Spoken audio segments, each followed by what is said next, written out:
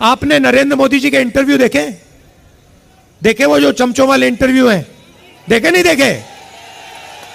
वहां पे नरेंद्र मोदी जी बैठते हैं, 4 चमचे आ जाते हैं, देखे आपने? उसमें नरेंद्र मोदी अलग अलग बयान देते हैं।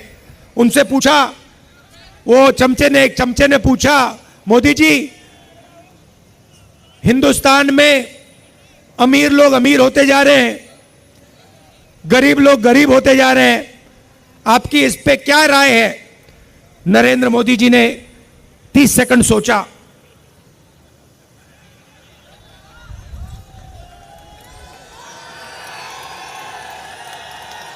फिर कहते हैं, क्या मैं सबको गरीब कर दूं? अच्छा देखो, कन्हैया है यहां पे। अब कभी कभी मेरे से मिलने आता है, बातचीत होती है, कभी कभी इंटरनेशनल रिलेशंस पे बात हो जाती है, कभी गरीबी पे बात हो जाती है। कन्हैया में अलग अलग लेवल की समझ है। यमुना पार की समझ है, किसानों की समझ है, और इंटरनेशनल लेवल की भी समझ है। मगर अगर एक दिन कन्हैया मुझसे मिलने आए और मुझे कॉन्फिडेंस में लेके, सुनो, और मुझे कॉन्फिडेंस में लेके बंद कमरे में कह दे कि राहुल जी, मैं बायोलॉजिकल नहीं हूं, मुझे परमात्मा ने भेजा है, तो मैं कन्हैया से कहूंगा, हाथ जोड़ के कहूंगा, कन्हैया ये बात तू बाहर मत कह दियो, गलती से भी ये बात बाहर मत कह दियो। मगर देश के प्रधानमंत्री चमचों के सामने इंटरव्यू में खुल के कहते हैं, मैं बायोलॉजिकल नहीं हूं, मैं बायोलॉजिकल नहीं हूं। जैसे आप सब हिंदुस्तान के की जनता, सारे के सारे जीव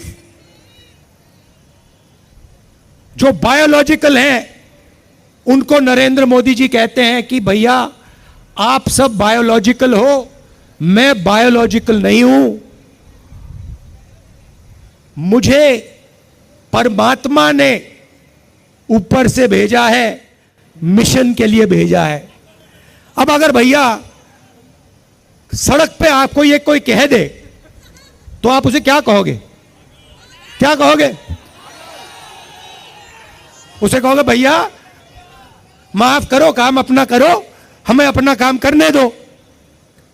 और उनके चमचे क्या कहते हैं? वाह वाह वाह वाह वाह, क्या बात बोली, परमात्मा ने भेजा है, प्रधानमंत्री को परमात्मा ने भेजा। भैया कैसा भेजा है? कोविड के समय कहता है थाली बजा दो, परमात्मा ने भेजा, और कोविड के समय कहते हैं लाशों के ढेर पड़ी हैं गंगा में। यहां पे यमुना पार हजारों लोग अस्पतालों के सामने, अंदर नहीं सामने, लेटकर आखिरी सांस तोड़ रहे हैं, और प्रधानमंत्री आते हैं, कहते हैं भाई और बहनों, नहीं प्रधानमंत्री नहीं, जिनको परमात्मा ने भेजा है वो आके कहते हैं भाई और बहनों मोबाइल फोन की लाइट जला दो। धोते हैं, लेकिन इतनी बुरी तरीके से कौन धोता है भाई? बेचारे समझ भी रहे हैं और कुछ बोल भी नहीं पाएंगे।